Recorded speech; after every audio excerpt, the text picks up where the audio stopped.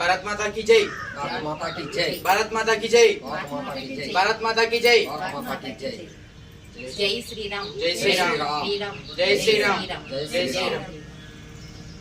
जय सीताराम। जय सीताराम। जय सीताराम। जय सीताराम। जय सीताराम। जय सीताराम। जय सीताराम।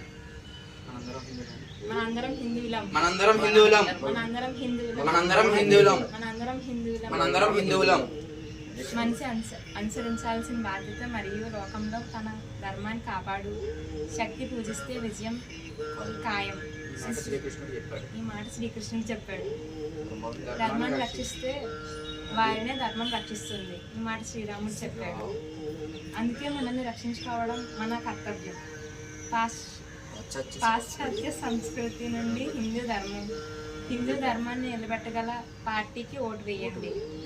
తమిళనాడులోని కాంచీపురంలో ఉచిత బస్సు కోసం హిందూ ధర్మసత్రాన్ని సందర్శించండి. మనం ఏ వస్తువులు కొన్నా మనం ఏం చేసినా సరే అంతా హిందువుల దగ్గరే చేద్దాం. ఎందుకంటే మన ధర్మాన్ని కాపాడుకోవాల్సిన బాధ్యత మనలోనే ఉంది. ఓకే, నీ పేరు? నా పేరు శివకుమార్ అండి. నీ పేరు? పరమేశ్వరరావు. మీదే ఊరు? మాది విశాఖపట్నం దగ్గర ఒక మారుమూల గ్రామం, దిమిలి గ్రామం అండి. ఏ జిల్లా వస్తుంది? అనకాపల్లి జిల్లా వస్తుంది. ఏ డిస్ట్రిక్ట్, సారీ ఏ స్టేట్? ఆంధ్రప్రదేశ్. ఎప్పుడు వచ్చారు మీరు? మేము నిన్న ఉదయం వచ్చాం, 18వ తారీఖు. ఏ నెల? 6వ నెలలో వచ్చామండి. మొత్తం డేట్ మంత్ ఇయర్ చెప్పు. 18వ తారీఖు 6వ నెల 2026 సంవత్సరంలో. Time estimation time? ఉదయం 10 ఆ టైంకి వచ్చామండి. వచ్చారు. వచ్చిన దగ్గర నుండి చుట్టుపక్కల అంతా వాతావరణం కానీ అంతా కూడా మన ఇంటి దగ్గర ఎలాగైతే ఉంటామో అంతే ఫ్రీగా ఉన్నాము. అన్నీ కూడా హైజీనిక్ అండ్ నీట్గా ఉన్నాయి. మనకి ఎవరు కూడా ఏది అడ్డు చెప్పడం అనేది ఏమి ఉండదు. ఇంటి దగ్గర ఉన్నట్టే ఫ్రీగా అందరూ కలగలిసిపోయి అందరం ఒకేలా ఉంటాము. అలాగే ఇక్కడ మనకి ఉండడానికి ఫుడ్, తర్వాత బెడ్ అన్నీ కూడా మనకి ఫ్రీగా ప్రొవైడ్ చేస్తారు. తర్వాత మనకి బయటికి ఎక్కడికైనా తీసుకెళ్ళాలన్నా సరే వాళ్ళే జాగ్రత్తగా ఆటోలు అది మాట్లాడి మనకి అన్నీ కూడా చూపిస్తారు. మొత్తానికి అయితే మాకు ఇక్కడ చాలా మంచిగా అనిపించిందండి.